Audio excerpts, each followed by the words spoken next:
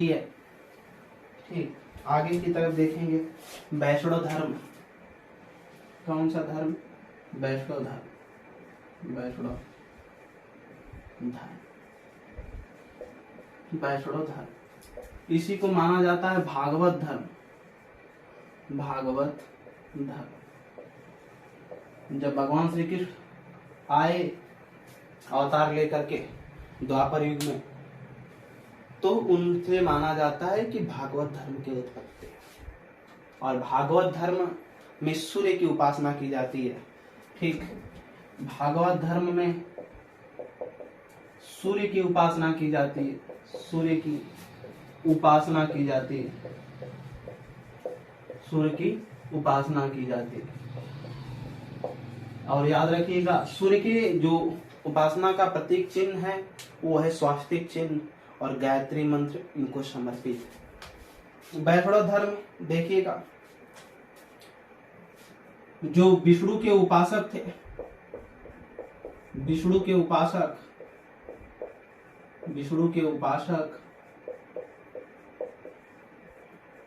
ही वैष्णव कहलाए। ये वैष्णव कहलाए, यानी जो भगवान विष्णु को मानने वाले थे वही क्या कहलाए? वैष्णव कहलाए। और इनसे जो पूजा पाठ करने से जो धर्म बना वो वैष्णव धर्म बना। आगे की तरफ देखेंगे।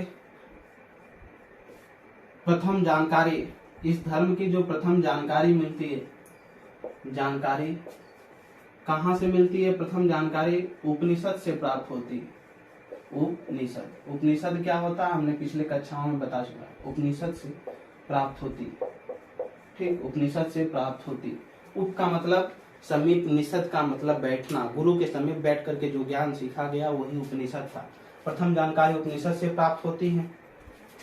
इसका जो उद्भव हुआ, इसका जो उद्भव जो हुआ ये हुआ मौर्योत्तर काल में। कहा? मौर्योत्तर काल में। मौर्योत्तर काल में, ठीक, मौर्योत्तर काल में इसका उद्भव हुआ। संस्थापक इसके माने जाते हैं। संस्थापक, इस धर्म के जो संस्थापक माने जाते हैं, देखिएगा संस्थापक कौन थे? ये थे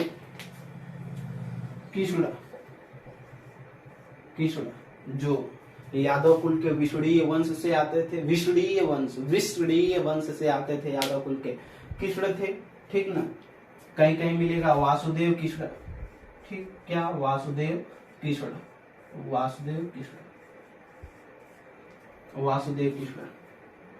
ठीक, वासुदेव कृष्ण। इनकी माता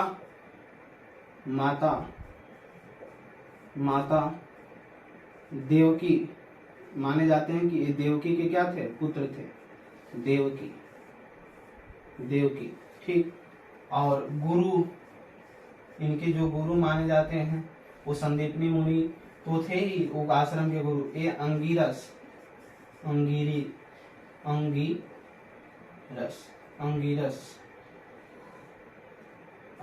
माने जाते हैं।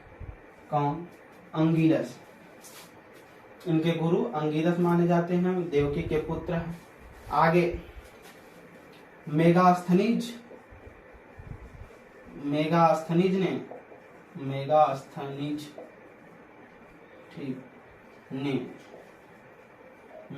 राजदूत था चंद्रगुप्त मौर्य के दरबार में। मेगास्थनीज ने कृष्ण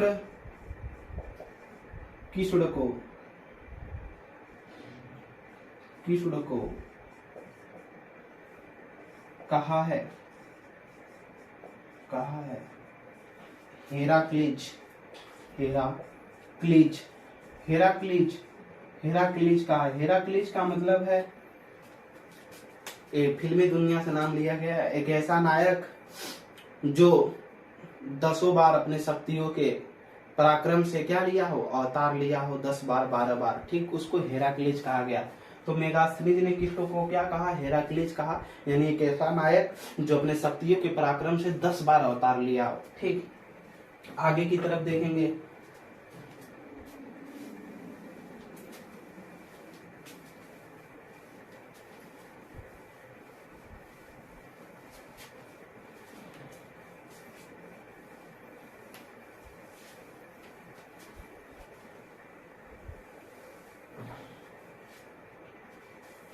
आगे की तरफ देखेंगे, विष्णु के 10 अवतार, विष्णु के 10 अवतार, 10 अवतार, विष्णु के 10 अवतार ये जो मिलते हैं, उल्लेख, अवतार का उल्लेख,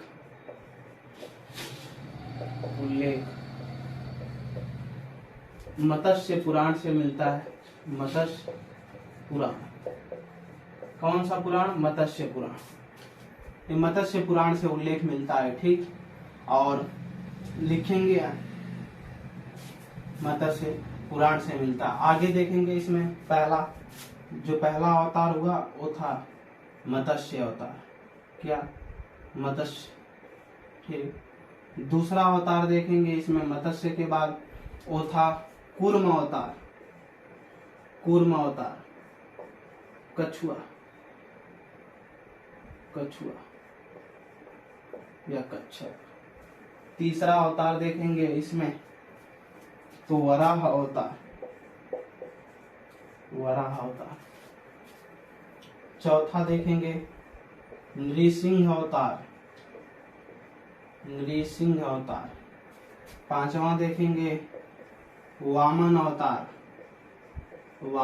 अवतार। छठवां देखेंगे परशुराम। फिर त्रेता युग में आए राम। कौन आए? राम। फिर अगला बलराम के रूप में आए, ठीक। 8 हो गया।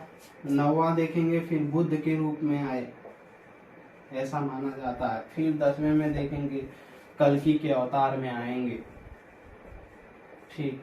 इसी को बोलते हैं कलि। ये 10 अवतार हैं विष्णु के।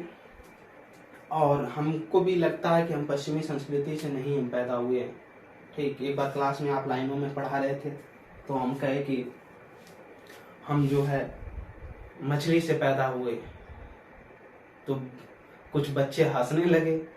तो एक बच्चे थे, उसने पूछे कि सर माता पिता तब आपके नहीं थे क्या? तो ऐसा हमारे कहने का मतलब नहीं था। हमारे कहने का मतलब था कि हमारे जो पूर्वज आए हैं वो मछली से ही पैदा होकर के आए हैं। कैसे? इसको देखेंगे। और यही सत्य भी है, पश्चिमी संस्कृति को हम नहीं मानते, हम अपने देश की संस्कृति को मानते हैं। जिसने पूरी दुनिया को संस्कृति सिखलाई है वो देश भारत। पूरी दुनिया को संस्कृति जिसने सिखाई, ठीक। मत्स्य अवतार, पहले हमारा मछली का अवतार हुआ, केवल जल में चलता था। किसमें? केवल जल में। फिर दूसरा जो हमारा अवतार हुआ वो कूर्मा अवतार, कच्छपा अवतार हुआ, जो जल कीचड़ में भी चलता था और स्थल पर भी चलता था। धीरे धीरे देखिए विकास हो रहा है। पहले हम जल में चलते थे, अब फिर धीरे धीरे हमारा विकास हुआ। कूर्मा अवतार, कच्छपा अवतार हुआ, जो जल में चलता था, कीचड़ के रास्ते जमीन पर भी चलने लगा। वराह अवतार, ठीक।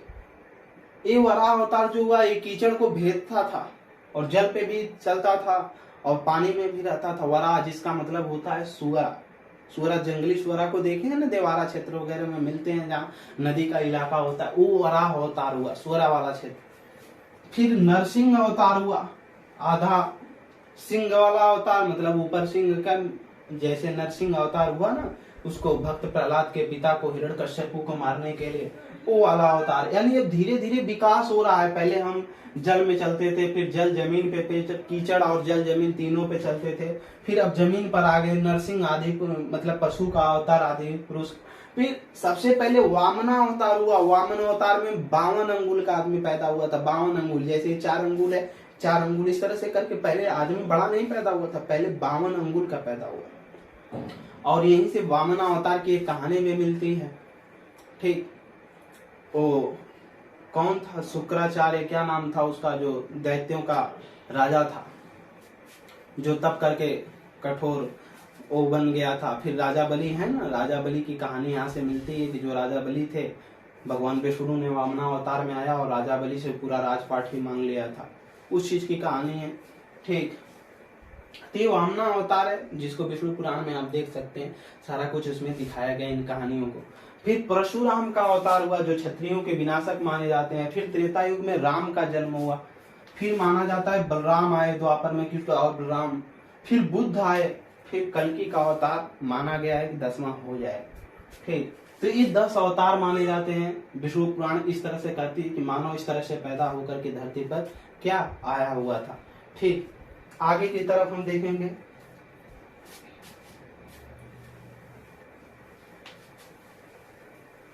कोई भी दिक्कत परेशानी होती है तो आप हमको कमेंट सेक्शन में बताएं, और विष्णु महापुराण जरूर देख लेंगे।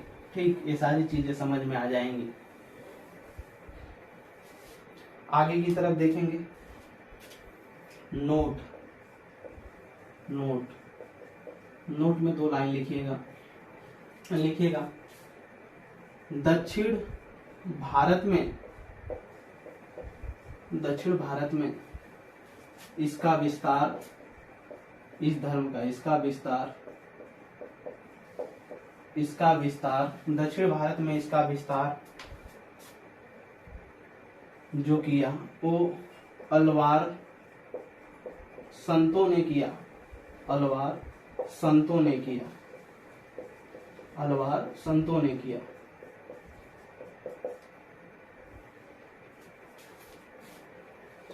इसी में एक लाइन और बढ़ा लीजिएगा। और शैव धर्म का विस्तार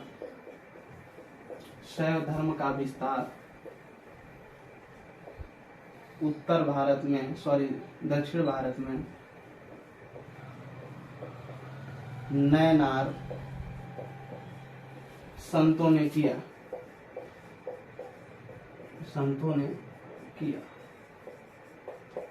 नैनार ईसाई भक्त थे, इनकी संख्या 63 थी। कितना? 63।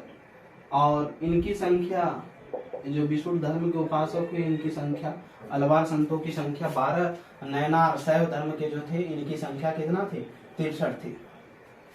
आगे नोट करेंगे। आंडाल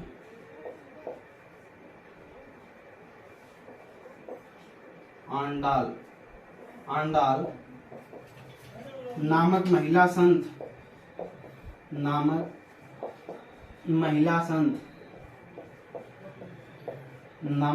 संत को दक्षिण भारत का मीरा कहा जाता है। दक्षिण भारत का मीरा कहा जाता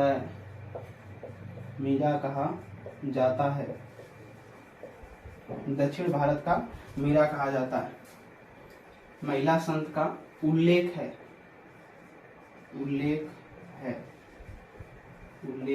कहाँ है? विष्णु पुराण। ठीक, दक्षिण भारत का इसको क्या कहा जाता है? मीरा कहा जाता है, अंडाल नामक महिला संत को। ठीक, आगे की तरफ समाप्त हुआ क्या? वैष्णव धर्म।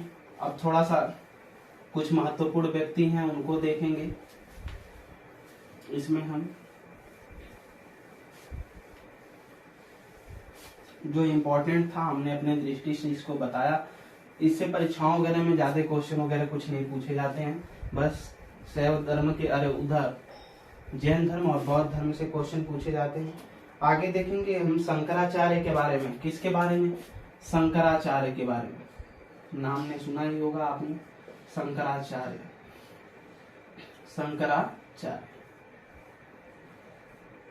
ये भी शिव के बहुत बड़े भक्त थे और माना जाता है कि हिंदू धर्म के प्रचारक भी रहे। इनका कहना था अहम ब्रह्मास्मि तोम ब्रह्मास्मि, यानी हम में भी ब्रह्मा है और आप में भी ब्रह्म है। ब्रह्मा नहीं, ब्रह्म है। आप में भी ब्रह्म है, हमारे में, यानी आप में भी ईश्वर है, हमारे में भी ईश्वर।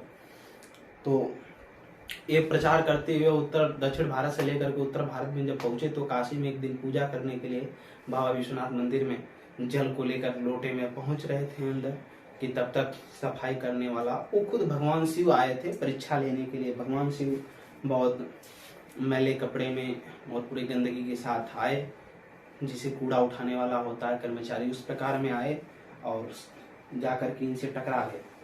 शंकराचार्य जल लेकर जा रहे थे। ठीक, बड़े क्रोधित हो गए, कहे तुमको दिखाई नहीं देता है, मेरा जल गिर गया, मैं ले जा रहा था अर्पित करने के लिए शिव को।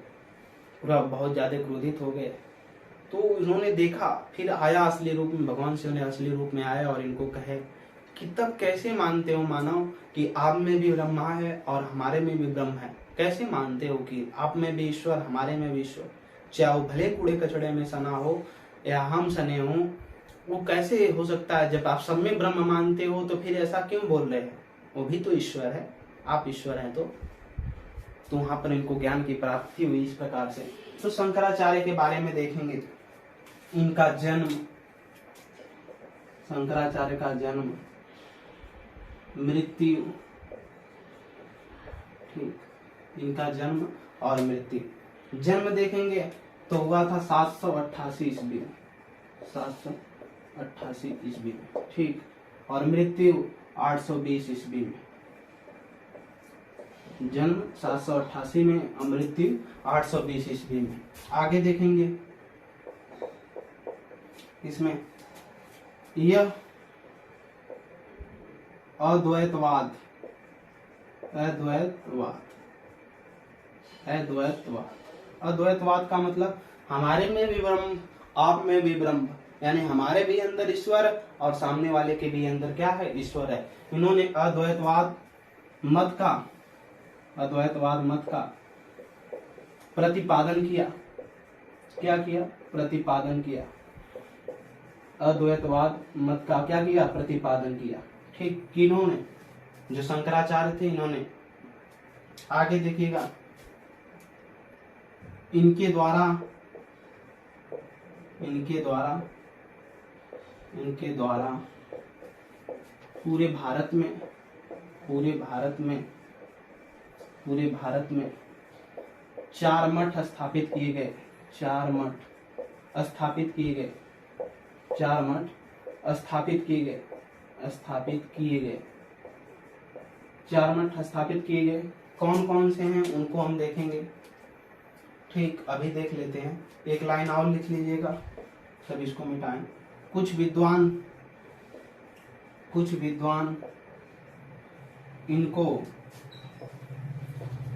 इनको प्रच्छन्न बौद्ध कहते हैं। प्रच्छन्न बौद्ध कहते हैं। बौद्ध कहते हैं क्योंकि इनकी शिक्षाओं से कुछ बौद्ध धर्म की शिक्षाएं मिलती जुलती जो इन्होंने बताया, तो इसीलिए इनको प्रच्छन्न बौद्ध भी कुछ विद्वान मानते हैं। ठीक, ये हुआ। अब हम थोड़ा सा देख लेते हैं इनके द्वारा जो स्थापित मठ थे उसको।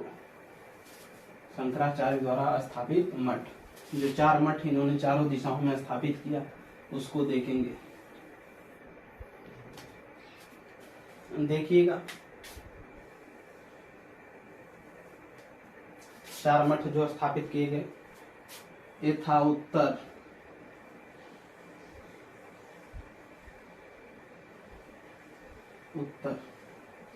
पश्चिम,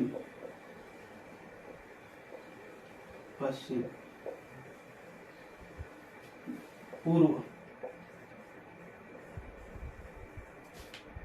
दक्षिण,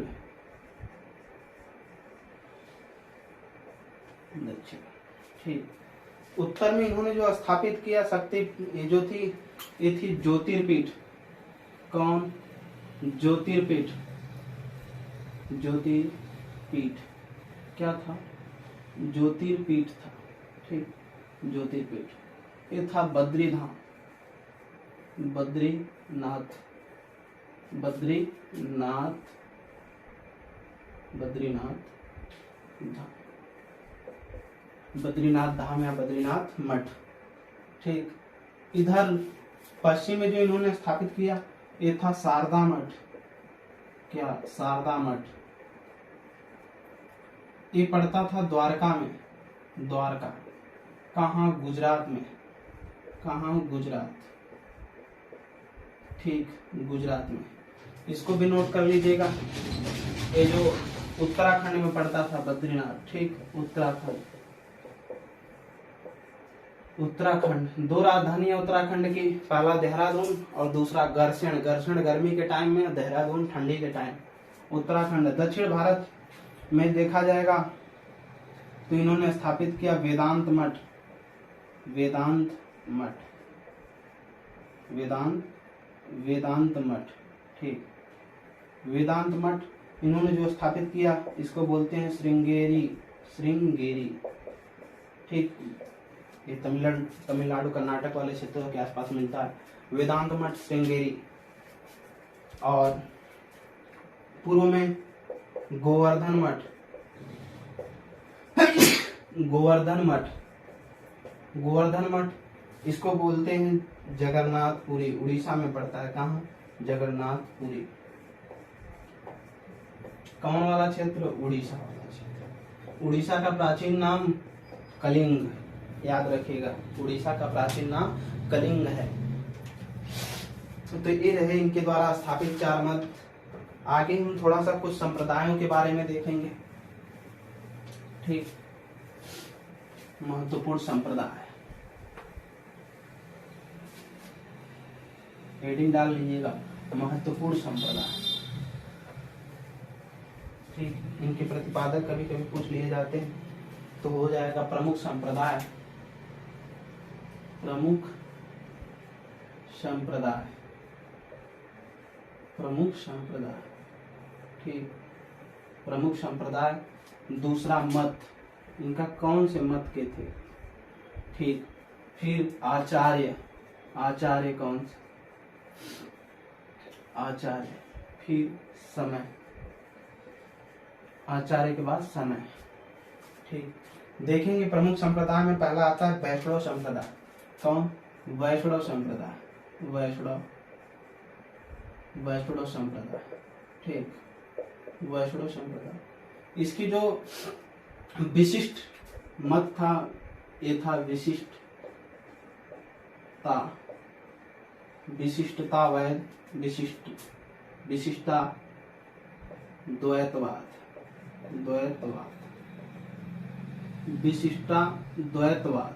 ठीक, जो इसके आचार्य हैं ये माने गए रामानुजाचार्य। समय था इसका 12वीं सदी। कौन? 12वीं सदी, यानी 12वीं शताब्दी का समय था। ठीक, आगे इसको इस तरह से थोड़ा सा बना लेंगे तो समझ में आएगा। ठीक, अगला संप्रदाय के बारे में देखेंगे हम। अगला संप्रदाय वैष्णव के बाद आता है ब्रह्म संप्रदाय। ब्रह्म संप्रदाय। ठीक, ब्रह्म संप्रदाय इसके जो मत था द्वैतवाद। यानी अहम ब्रह्मस्मि तुम ब्रह्म, मेरे भी अंदर ब्रह्म है, तुम्हारे भी अंदर क्या है? ब्रह्म है। इसके जो थे मध्वाचार्य थे। आचार्य। इसका जो समय था वो था 13वीं सदी। 13वीं शताब्दी का। अगला जो संप्रदाय आया ये आया सनक संप्रदाय। ठीक, इसके जो प्रतिपादक मतलब इसके जो मत था ये था द्वैतवाद।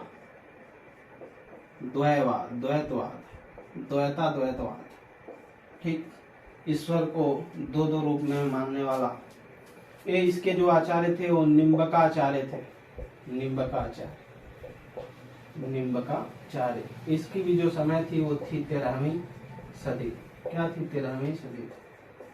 लास्ट देखेंगे अगला जो ये था रुद्र संप्रदाय।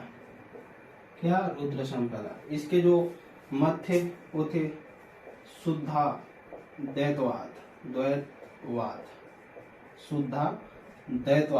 शुद्धाद्वैतवाद।